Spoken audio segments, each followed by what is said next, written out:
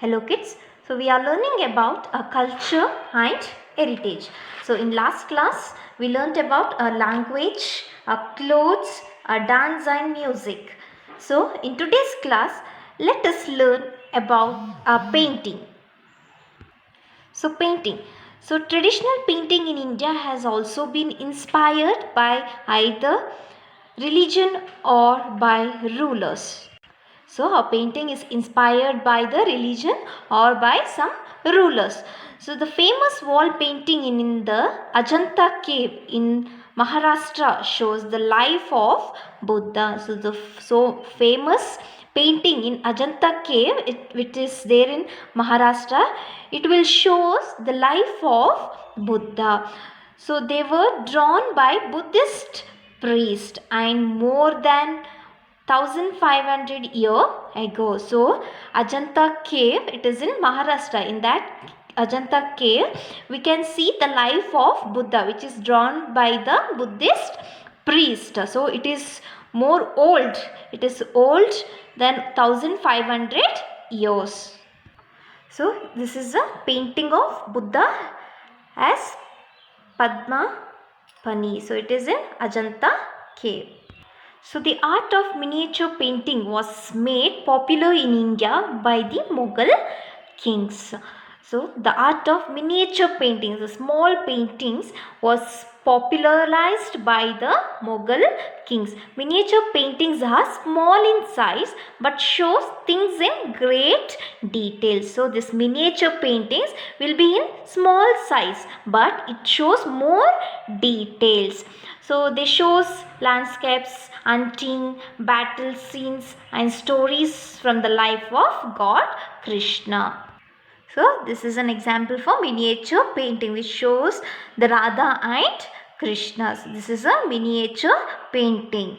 So next is architecture.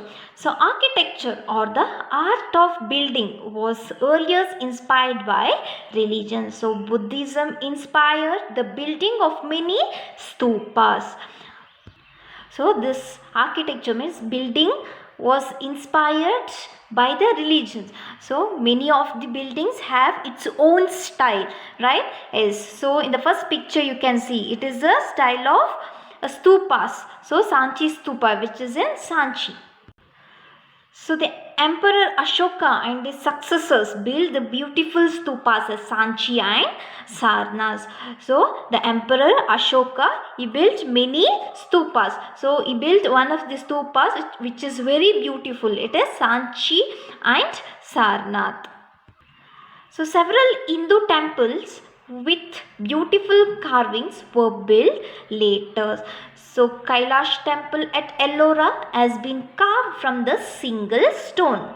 So the Kailasanath temple which is in Ellora, it is carved from a only single stone. So the Sun temple at Konark, Meenakshi temple at Madurai, Khajuraho temple in Madhya Pradesh and Dilwara temple of Mount Habu are famous for their architecture. So these are the example for the beautiful architectures. It has its own style. So you can see in the second picture it is a in the first picture it is a beautiful carved and painting Gopuram or gateway to the Meenakshi temple Madurai. So second picture it is Humayun's tomb. It is in Delhi. So the Taj Mahal with its tomb and minarets is the best example. So the Qutub Minar, Red Fort, Jama Masjid and Humayun's tomb is Delhi are few example of their grand architecture. So you all know Taj Mahal, right? It is a beautiful building which is made from the white marble. Even the Red Fort which is made by the red sandstone. So these are the example for the great architecture. So the British brought new style of architecture to India. So the Victoria Memorial in Kolkata, Rashtrapati Bhavan and Parliament House in Delhi are some beautiful building built by the British. So in last class you learnt about the Victoria Memorial as it is there in Kolkata, right? Yes. So these are the building which is built by the British. Let's see about our festivals. So you have seen that India is a land of varieties. So you all know that. So India is a land of varieties. Here we celebrate many festivals. So one or the other months we have, each month we have the festivals. So few other countries have so many different types of people with different language and religions. Naturally, we celebrate more festivals than many other countries. So we celebrate 3 types of festivals. So in India, we celebrate one or the other festivals in each month. So because in India, there are many religions living in India. So as usual, we celebrate different festival according to their religion. So there are 3 types of festivals in India, that is national days, religious festival and harvest festivals.